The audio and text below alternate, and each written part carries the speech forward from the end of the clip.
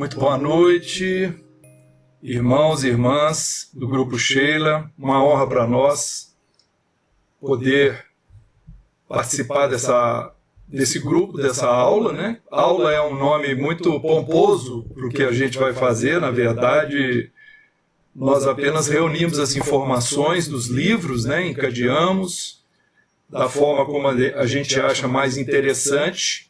As curas no Evangelho são capítulos extremamente especiais. Todo mundo gosta de ler e de saber o que Jesus fez para esse ou aquele enfermo, como que ele ajudou nesse ou naquele sentido. Então nós vamos fazer uma abordagem da forma como nós julgamos que seja a mais didática possível a respeito desse tema tão importante. E precisamos começar destacando o seguinte, que se foi necessário Jesus praticar curas, e tudo que Jesus fazia ou que Jesus deixava de fazer era para nos ensinar, Jesus não estava se exibindo como poderoso, como Deus para os católicos e co-criador para os espíritas. Não, ele estava ensinando até onde a gente pode ir. Por incrível que pareça, se trata disso. Mas se tem a cura é porque tem a doença, porque tem a enfermidade, porque tem o desequilíbrio do corpo, da alma, do espírito. Então nós precisamos realmente, convém que a gente fale sobre isso, né? Que isso faça parte da nossa proposta. Nós gostaríamos de começar aqui falando sobre saúde e doença de acordo com a Organização Mundial da Saúde, que define da seguinte maneira: saúde é o estado completo de bem-estar físico, mental e social e não meramente ausência de doenças. Então ficou uma definição bem ampla, né? Físico, mental, social. Nós vamos incluir o espiritual, né, que a Organização Mundial de Saúde não falou, mas hoje a prática da medicina já começa a caminhar nessa direção há muitos anos já, né, uma parcela pequena, mas já adentrou a porta da espiritualidade. E a doença seria a falta ou perturbação da saúde, os vícios, os problemas de ordem social também são considerados doenças, né? Desnutrição, desajustes familiares, conflitos, violência. O estado da alma pode significar a doença. Mas nós adoramos a definição de Emmanuel na questão número 95 em o livro O Consolador. Emmanuel diz assim: para o homem da terra, a saúde pode significar o equilíbrio perfeito dos órgãos materiais. Para o plano espiritual, todavia, a saúde é a perfeita harmonia da alma, para a obtenção da qual, muitas vezes, há necessidade da contribuição preciosa das moléstias e deficiências transitórias da Terra. Então nós pensamos, quando que um organismo, uma instituição humana daria uma definição dessa? Que para que nós conquistemos saúde, muitas vezes, temos que adentrar o caminho das moléstias e deficiências transitórias da Terra. Porque a nossa visão, a visão espírita, é a visão da imortalidade da alma, das várias experiências reencarnatórias, onde muitas vezes, durante uma existência terrena, durante uma vida terrena, nós acumulamos distúrbios tão complexos que não é possível que a gente se liberte deles simplesmente com a morte do corpo físico. Eles se prolongam para o além-túmulo, porque estão associados a um outro corpo que nós temos, que é o perispírito. Nós vamos falar disso um pouco mais adiante. Então, Emmanuel vem colocar exatamente essa questão, que muitas vezes a doença, na verdade, ela é a recuperação, é a reparação. Por quê? De vidas anteriores, de processos que nós mesmos criamos para no nosso caminho, na nossa jornada, e que temos que nos libertar deles. Não dá para ficar de graça. As pessoas não cometem crimes e violências na Terra que ninguém vê, vamos dizer assim, né? Que ficam às ocultas e deixam a Terra e fica por isso mesmo.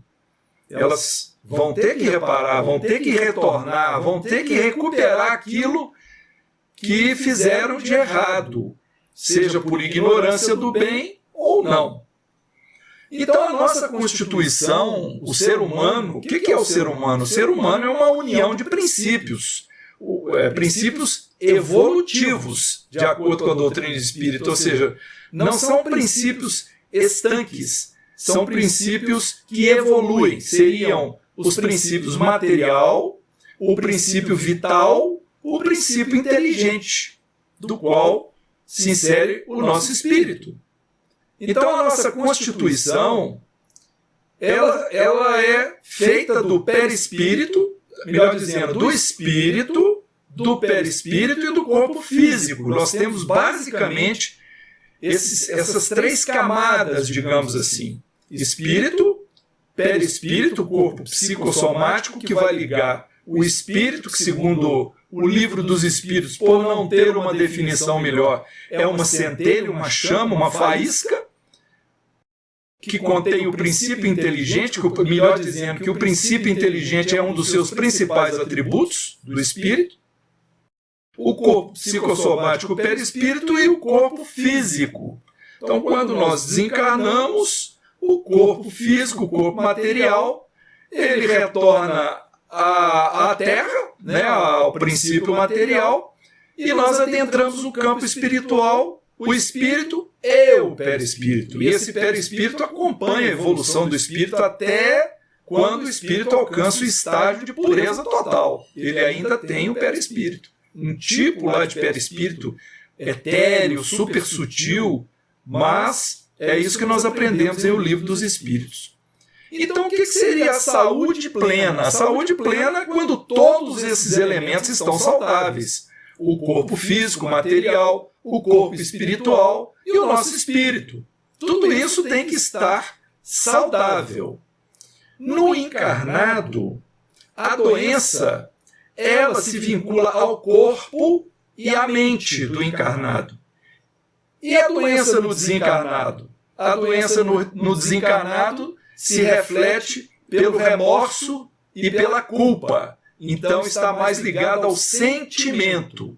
Muitas vezes, é claro, e acontece com talvez a maioria das pessoas, nós adentramos o campo espiritual com sintomas de enfermidades físicas do nosso corpo que estão ainda se manifestando pelo nosso perispírito. Mas o que realmente pega conosco quando a gente adentra o campo espiritual é culpa e remorso.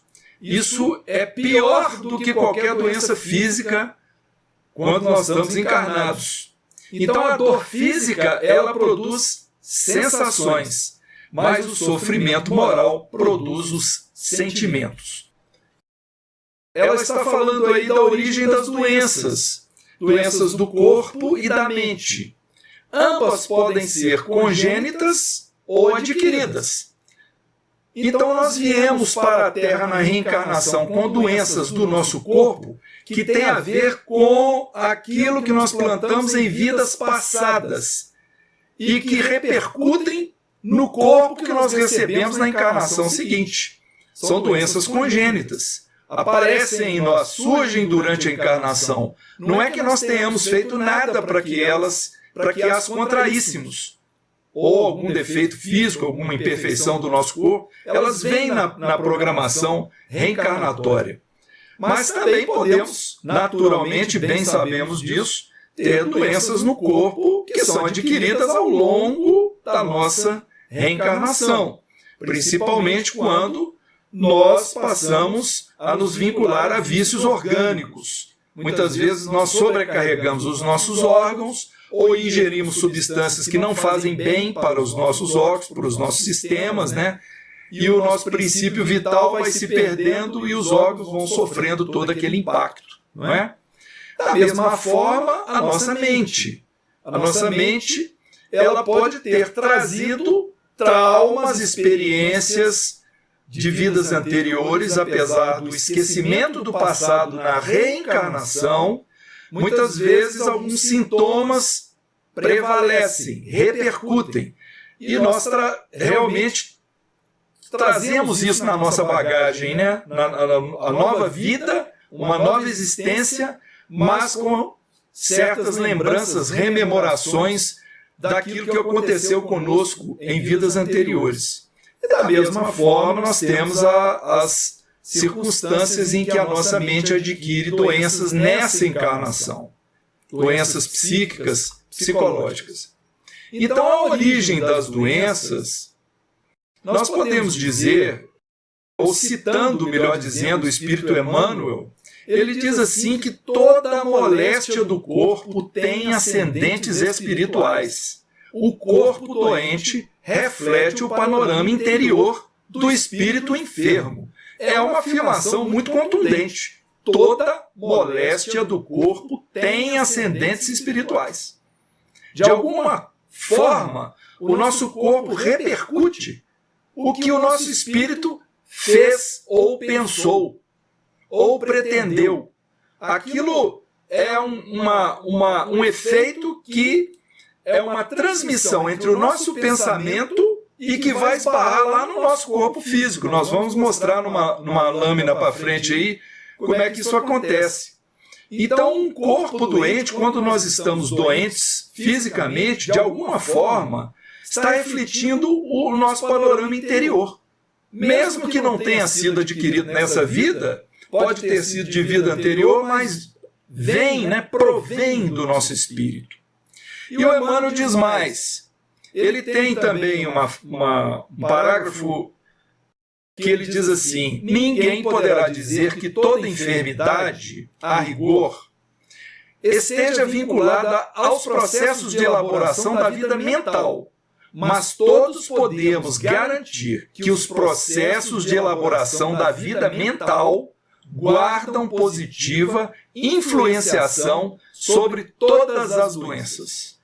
Então, olha que interessante. O Emmanuel contou para a gente o seguinte: o que você pensa vai refletir na sua saúde.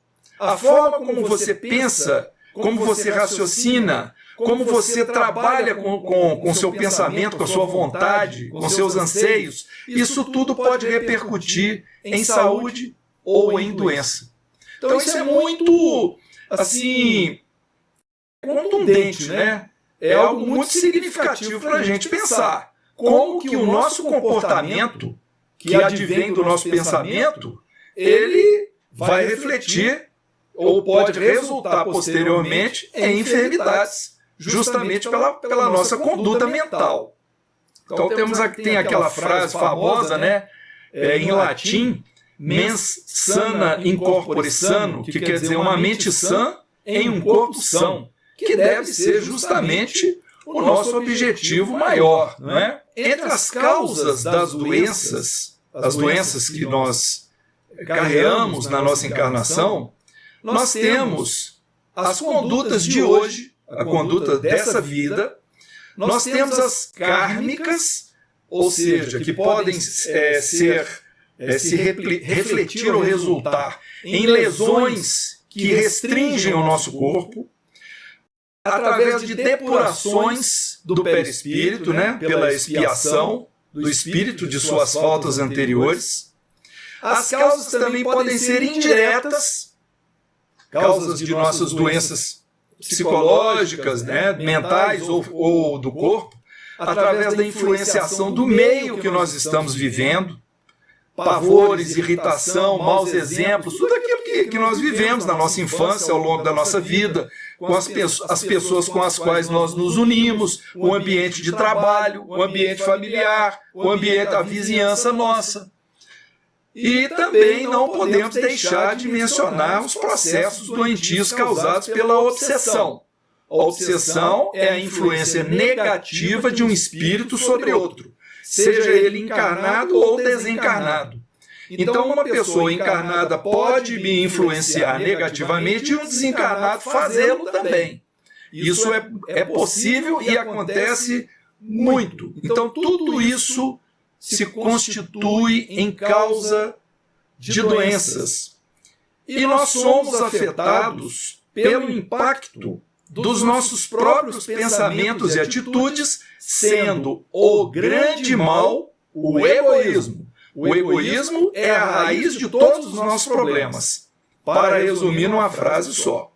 Então, o que agrava os nossos problemas? O que agrava as nossas enfermidades? Remoer problemas, comportamento egoísta, não querer se comprometer, não querer comprometer com os nossos deveres, com a ética, desrespeitar a lei de Deus. Por isso é muito importante que a gente entenda a lei de Deus, porque compreender a lei de Deus não é decorar, não é pegar um compêndio e decorar.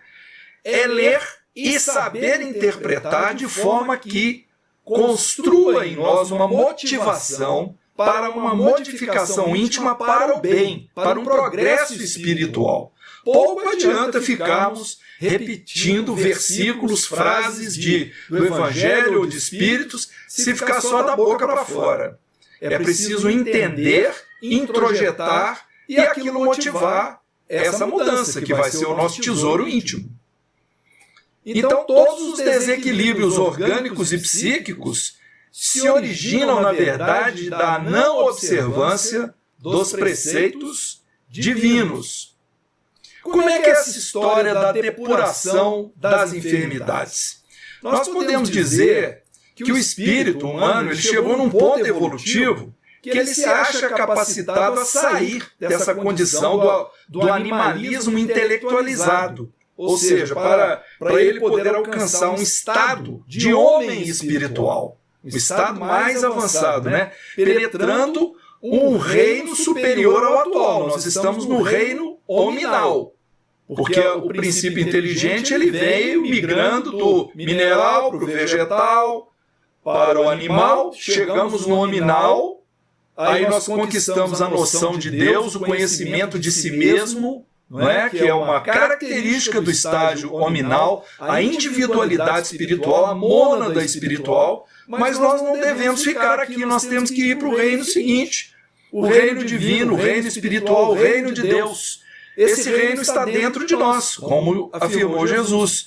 Então isso se dá através de uma depuração espiritual, um progresso espiritual, onde nós vamos melhorando através da nossa conduta cada vez mais, o nosso comportamento e repercutindo em todo o resto do nosso ser, a nossa parte do corpo material, do perispírito, etc. Tudo por conta da forma como o espírito deve agir. E tem uma frase muito interessante do evangelista João, no capítulo 12, versículo 24, ele registrou o seguinte, palavras de Jesus: se o grão de trigo não cair na terra e morrer, não produzirá fruto. Então nós temos de ser como o grão de trigo. Não vai ser fora da matéria que nós vamos evoluir exclusivamente. Não adianta morrer e evoluir. Não, nós temos que voltar, porque o ponto principal da evolução é a experiência terrena, a experiência na matéria. Então o grão de trigo ele tem que cair na terra e morrer, ou seja, o nosso eu, o nosso ser, essa personalidade que nós somos hoje, ela tem que desaparecer e abrir lugar para uma outra melhor. Abrir lugar para um eu melhor. Então nós vamos, na verdade, nos matando a nossa personalidade. Como é que Jesus falou? Se alguém quiser me seguir, negue-se a si mesmo, tome a sua cruz e siga-me. Então é o negar-se. Negar os erros, os equívocos, os desvios da ética, os desvios da razão. Então, assim como o nosso corpo material, para sobreviver, ele precisa de alimento, e através dessa alimento, a ingestão do alimento material, nós ganhamos energia, as nossas células se reproduzem, nós ganhamos o perfeito equilíbrio dos nossos sistemas, todos integrados no corpo humano, as células reproduzem, uma parte das células morre. Então, quando a gente ingere o alimento, nós aproveitamos uma boa parte desse alimento, mas tem uma partezinha do alimento que a gente vai lá e deposita na latinha de lixo. Nós jogamos fora. Nós não aproveitamos 100% do alimento, o que não vai ser útil. O corpo humano mesmo se encarrega de ejetar, né? De evacuar.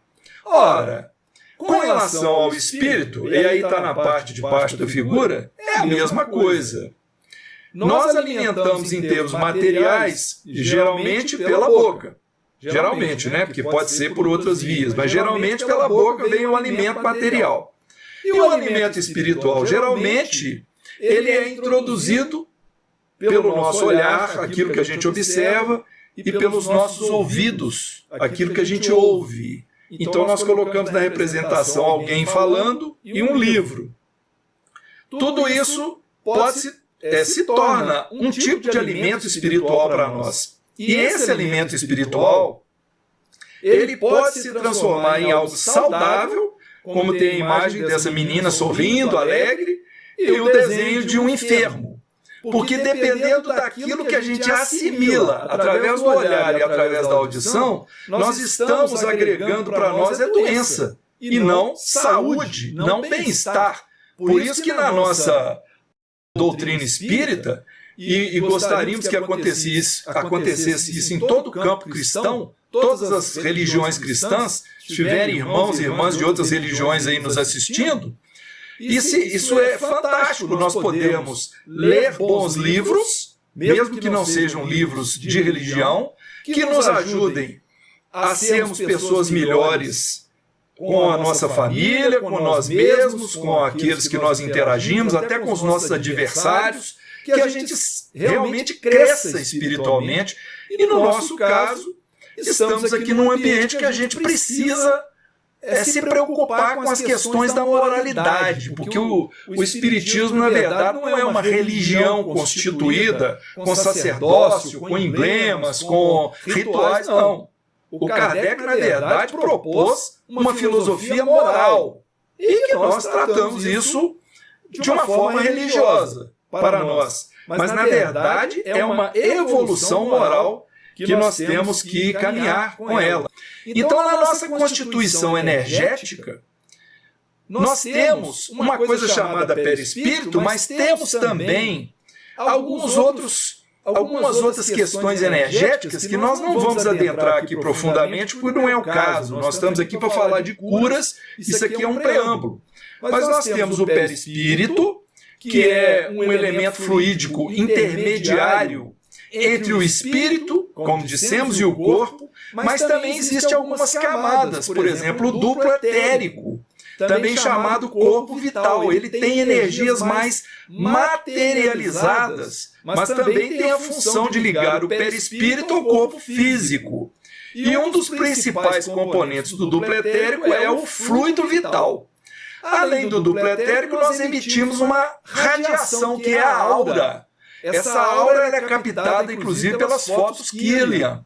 E elas diferenciam o corpo saudável do corpo doente, o espírito saudável do doente. Então, aura é um nome genérico para essas irradiações que podem prover do nosso perispírito, do duplo etérico e também do corpo físico. Tudo isso pode ser captado.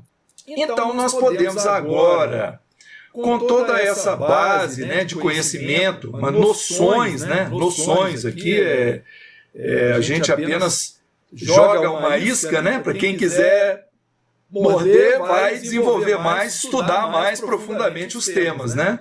Então agora nós podemos adentrar na questão das curas de Jesus.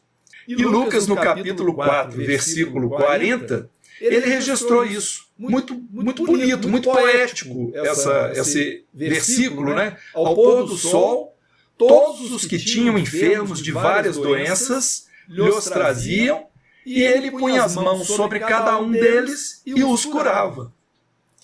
Então Jesus fazia isso por misericórdia, ou seja, compaixão com a miséria do próximo, compaixão com o estado de enfermidade do próximo, a misericórdia, mas Jesus também fazia para ensinar. Jesus ensinava, olha, é possível curar assim, ó, colocando a mão. E aí, o que acontece para conseguir a cura? Isso é que nós temos que pensar.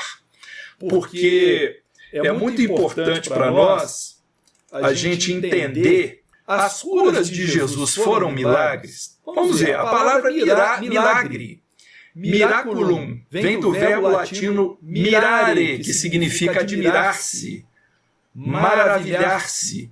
Algo que aconteceu e que não tem explicação à luz da ciência da época.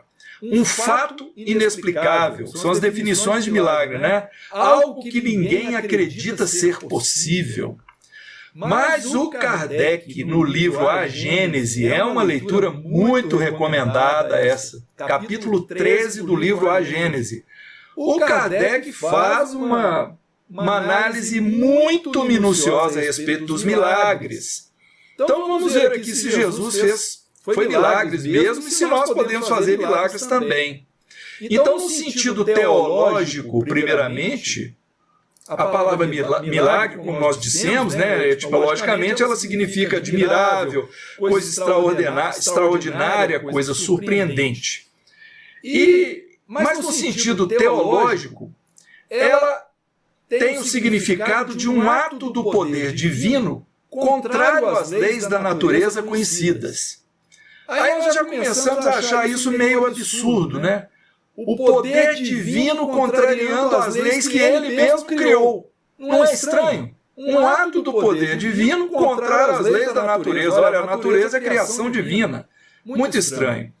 Então, veja bem, no entender das massas, o milagre implica ideia de um fato extranatural, sobrenatural.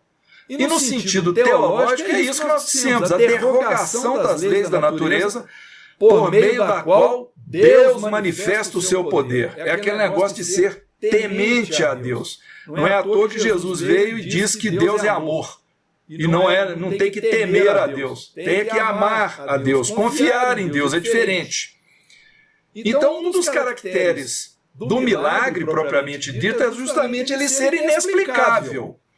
Então, por isso que ele se realiza com exclusão das leis naturais. É uma coisa tão interessante que se um fato milagroso encontrar uma explicação, ele deixa de ser milagre. Então, a palavra milagre está associada a essa impossibilidade de ser explicado.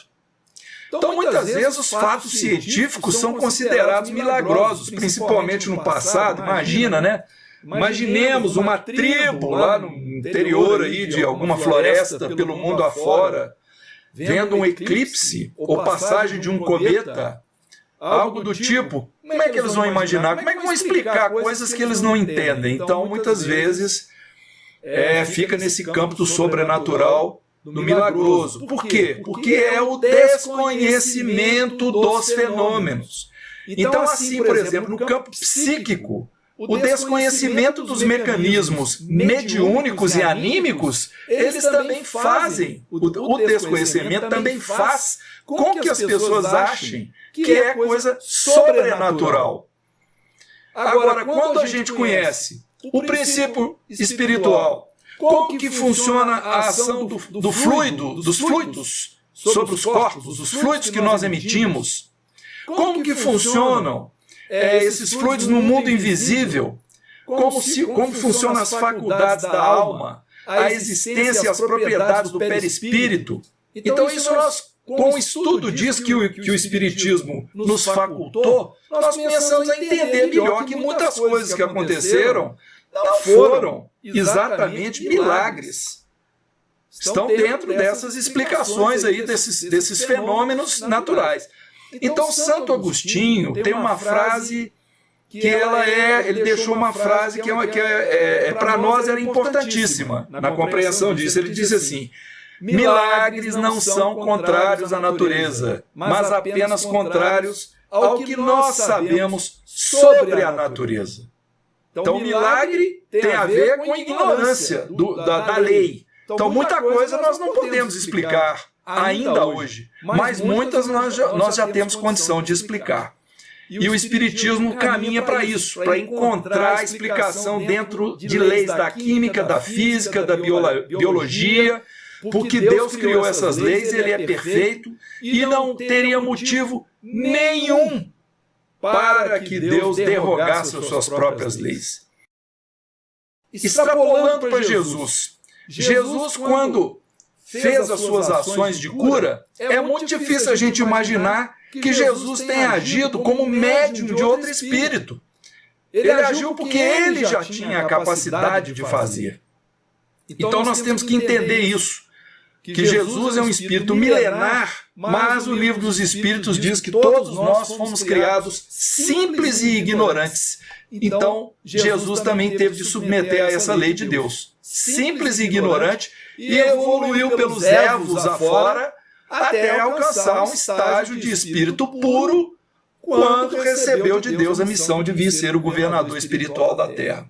Então vamos ver alguns fenômenos bíblicos que são considerados milagrosos. Por exemplo, ressurreição. A ressurreição, a palavra significa voltar à vida, retornar da morte.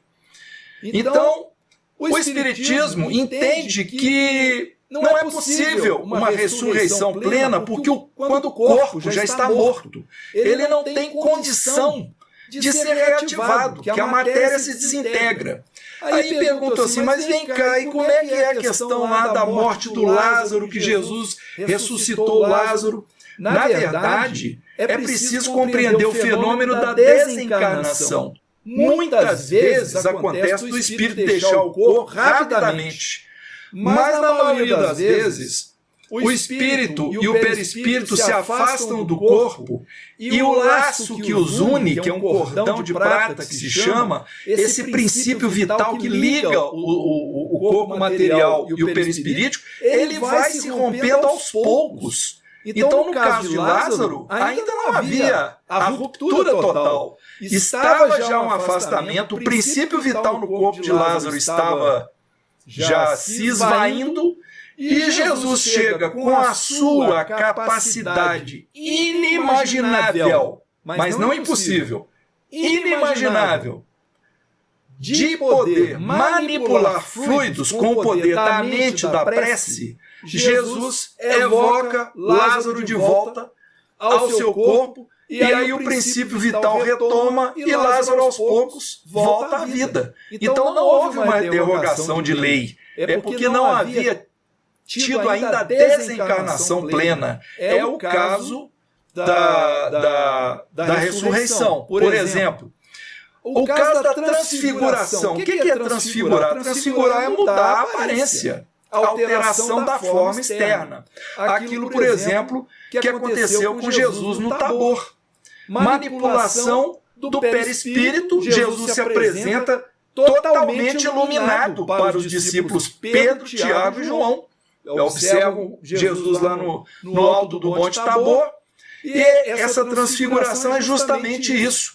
É a imposição do Espírito sobre os fluidos do seu perispírito, mostrando a realidade de como era o perispírito de Jesus, né? Um sol iluminado, né? Iluminando, deve ter cegado os apóstolos lá, essa visão. Então é uma aparição perispirítica. A palavra aparição também aconteceu ali, aquele castelo teve uma aparição. A aparição é quando o perispírito se densifica e permite que pessoas que não sejam médiums consigam ver o espírito, seja em forma fluídica ou seja mesmo uma forma normal. Tanto que nós tivemos aí as materializações luminosas 1948 até os anos 50 seguintes lá, no grupo Sheila, que se iniciou no grupo Ló, na casa do Jair Soares e da irmã Ló. Aliás, nós se permitir aqui uma divulgação, o nosso livro mais recente, Enio Wendling, Pela Vereda Mediúnica, apresenta uma série de casos de materialização luminosa lá no Grupo Sheila, que ainda não era aí no Centro-Oriente, né? Que aí era Centro-Oriente, depois é que eles juntaram e tudo se tornou uma casa só. Fenômeno da dupla vista, quando a pessoa vê o que nós estamos vendo normalmente, mas consegue simultaneamente perceber o campo espiritual. Então, vários fenômenos que poderiam ser considerados milagrosos, mas que tudo se explica através dessa manipulação de fluidos, da projeção do perispírito, da composição fluídica do perispírito, dos chakras, da manipulação das energias pelos chakras para poder retomar a saúde. Então, veja bem, no caso da doença, da enfermidade, quando o espírito age erroneamente, quando ele comete um crime, quando o espírito comete o mal, desorganiza os seus centros vitais. O equilíbrio dos centros vitais começa a se perder. A rotação, a troca de energia entre os centros vitais, os centros fluídicos. Então, o que vai acontecer? Aquilo fica no perispírito e muitas vezes o espírito desencarna com seu perispírito desequilibrado, desorganizado. Quando ele recebe outro corpo, ele precisa voltar aquilo para o normal. Então, é aquilo que nós mostramos naquela figura. Ele evacua, digamos assim, esses fluidos negativos pelo corpo físico. E é aí que vem as depurações, vem as doenças congênitas, doenças adquiridas durante a encarnação, justamente pelo desequilíbrio que foi através de uma ação do espírito que passou para o perispírito e que esbarrou no corpo físico. Então a cura, na verdade, é quando há a substituição, como está nos livros espíritos, de uma molécula malsã por uma molécula sã. Esse poder curativo, ele tem a ver com a pureza da substância que você está inoculando. E ele muitas vezes acontece pela energia da vontade do espírito que está promovendo a cura.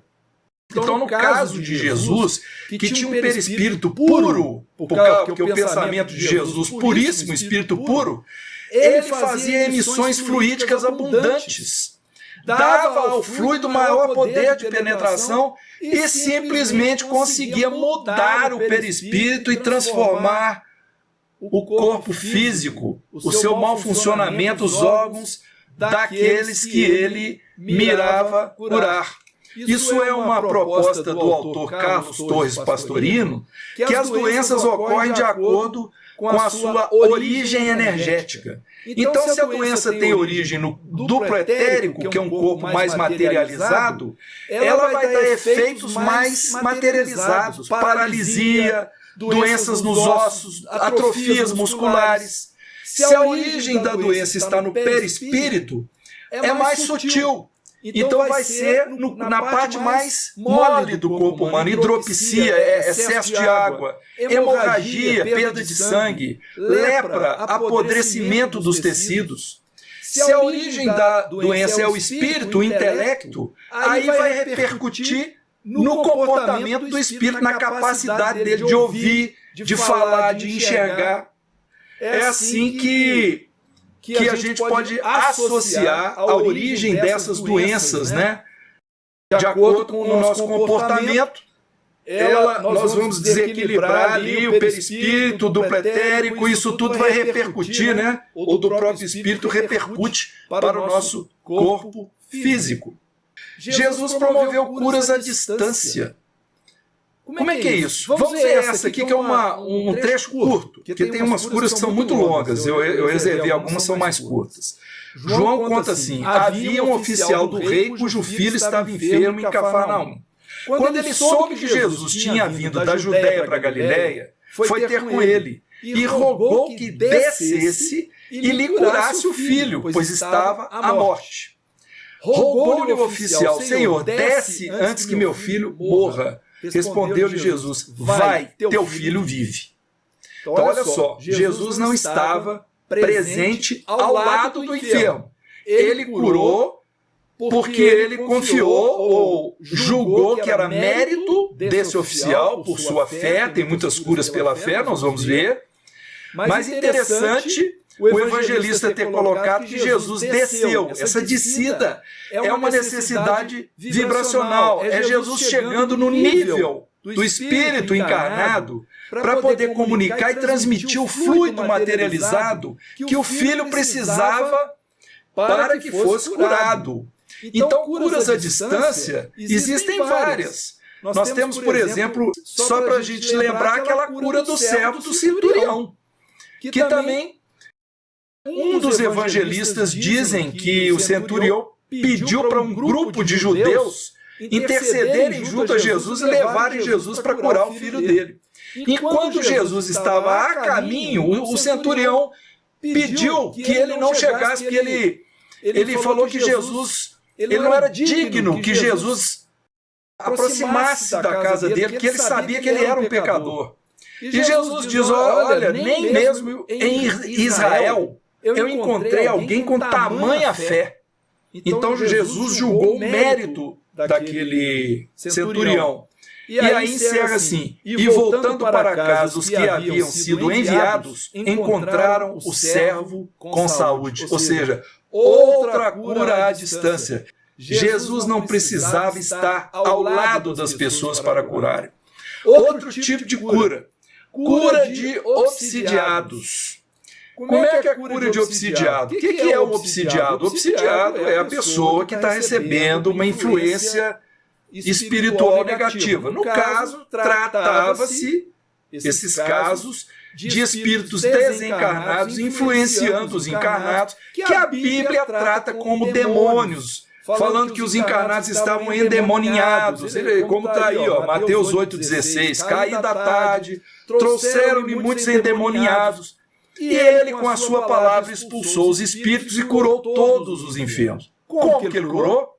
Com a sua palavra. Como? Ele usou alguma fórmula especial? Tem uma fórmula mágica? A Igreja Católica achou que tinha. E tentou praticar, e tenta talvez, não sei, o exorcismo. Com o livro, com as palavras que têm que ser ditas para expulsar o demônio. Não se trata disso. Jesus usava autoridade moral. Começa que ele chegava perto desses encarnados obsidiados, o seu perispírito iluminado já enseguecia os espíritos atrasados, ignorantes, porque os espíritos obsessores, eles são irmãos nossos. São pessoas que estão em sofrimento, eles não podem ser tratados como demônios que precisam ser expulsos. Eles precisam ser tratados com amor e eles vão se afastar porque eles não conseguem lidar com aquele fluido tão bom, com aquele fluido tão puro, com aquela luz tão brilhante. Mas, com o tempo, eles vão se transformar também em espíritos de luz. Eles não estão condenados às trevas. Então, essa cura de obsediados é a cura típica de que é necessário que a pessoa que vai praticar a cura, ela tenha autoridade moral.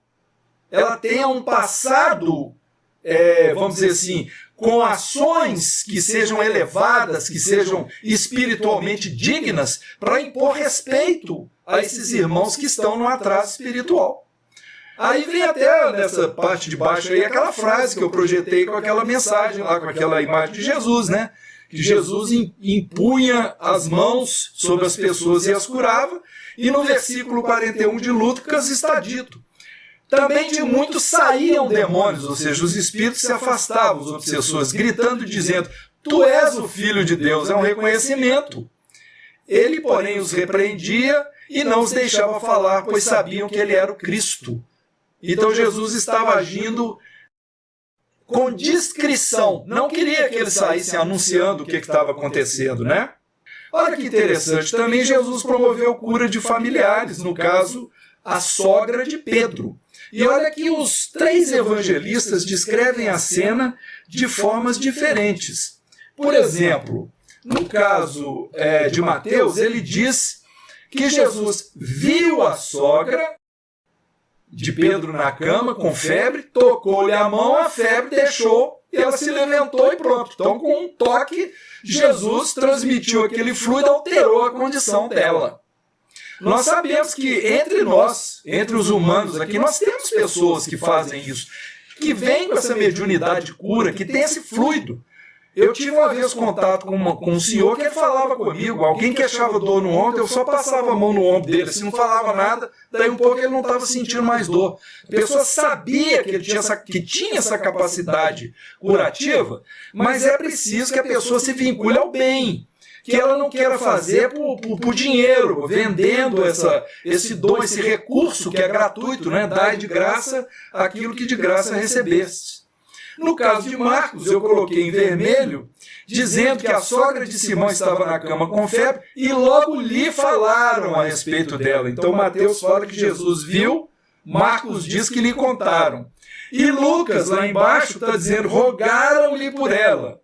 Aí já pediram para a sogra, né? Pediram. Então cada evangelista, às vezes, tem uma visão ou uma descrição diferente, mas aqui o que importa justamente é o que aconteceu. É Jesus mostrando que nós devemos cuidar dos familiares. É essa que é a mensagem.